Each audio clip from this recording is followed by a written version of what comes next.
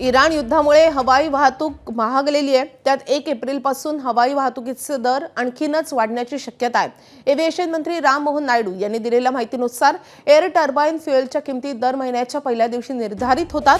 त्यामुळे 1 एप्रिलला पुन्हा इंधन दरवाढ झाल्यास हवाई वाहतूक महागेल।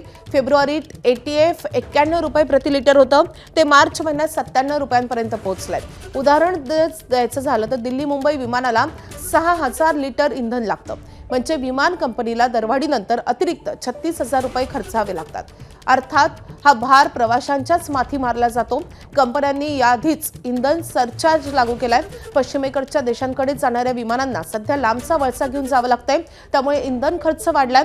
त्यामुळे प्रवाशांना अतिरिक्त भुर्दंड सहन करावा लागतोय।